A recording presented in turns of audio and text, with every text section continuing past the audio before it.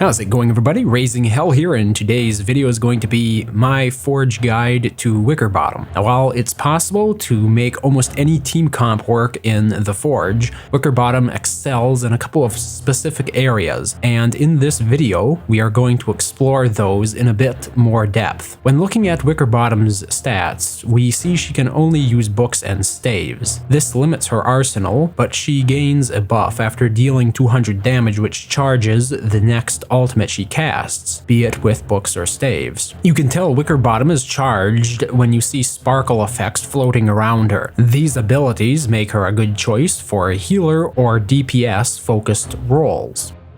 Wickerbottom's role as a healer.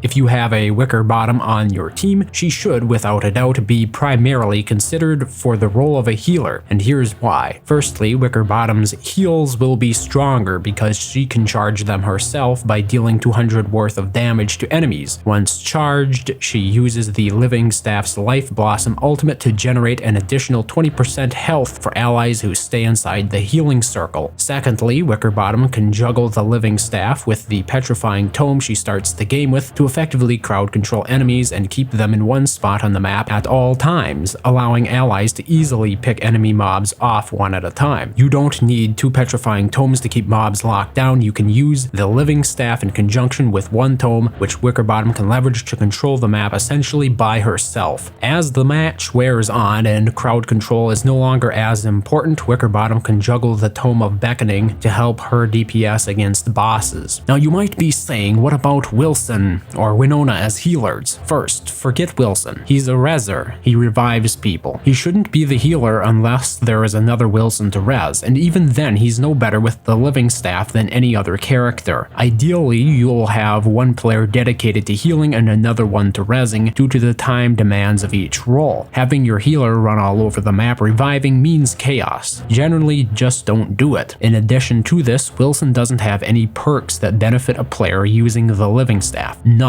Wilson is for resing and DPS, not healing. Secondly, we have Winona, who admittedly is pretty good at healing, but having Wicker's 20% stronger heals is generally better than being able to cast Life Blossom 10% faster. And since Winona can't crowd control enemies with just the Living Staff, this means it's almost mandatory that you have a character on the team who can use books, be it Maxwell or Wickerbottom, to work with you to keep the enemy mobs under control. There are some interesting stats comparing the effectiveness of a healer Wickerbottom to a healer Winona in a forum post that I'll be linking below this video. Wickerbottom's role as a DPS.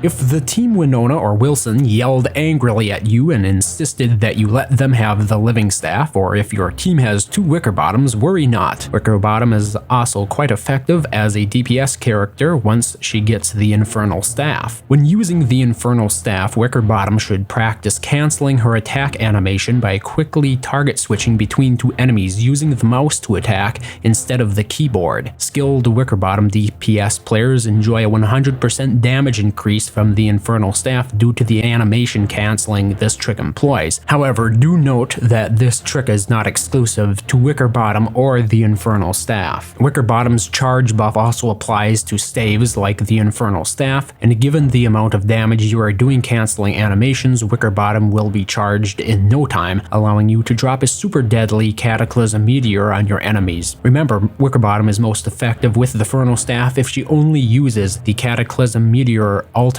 after she's charged. While Wickerbottom is better at healing, she's no slouch at doing DPS with the Infernal Staff, and some prefer her to Maxwell or Willow in the role, but it is far more common to see Wickerbottom in the healer role. Conclusion.